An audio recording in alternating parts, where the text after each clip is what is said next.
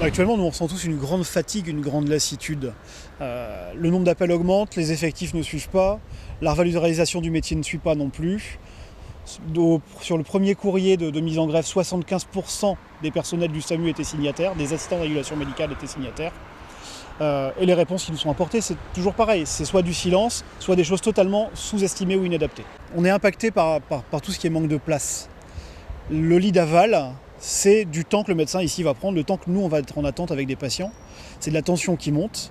Donc quand on commencera déjà à recréer du lit d'aval, à équiper en personnel et en matériel les services, et en mettant à niveau les effectifs pour traiter cette augmentation du nombre de passages aux urgences, cette augmentation du nombre d'appels au SAMU, on aura déjà une grosse avancée de fait.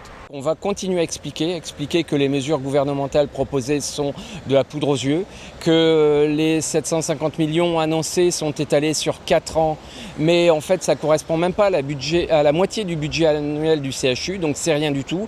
Et en plus avec probablement une origine douteuse, puisqu'on pense que ça a été pris sur d'autres services, et ça va être affecté à des choses surprenantes, comme par exemple la refonte des SAMU qu'on va réorganiser en intégrant des services qui existent déjà. Plus de la moitié des sommes pour ça. Ça ne créera pas de lits, ça ne créera pas des effectifs supplémentaires, ça n'augmentera pas les salaires puisque quand même c'est une demande forte et ça n'empêchera pas les maternités de fermer. On peut appeler les gens à se réunir à 15h place de la République puisqu'il y aura un déplacement de l'interurgence.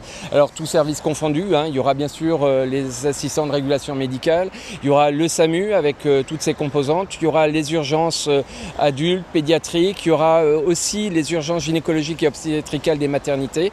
Mais on va bien sûr continuer la mobilisation et continuer à expliquer en appelant aussi les usagers à nous rejoindre.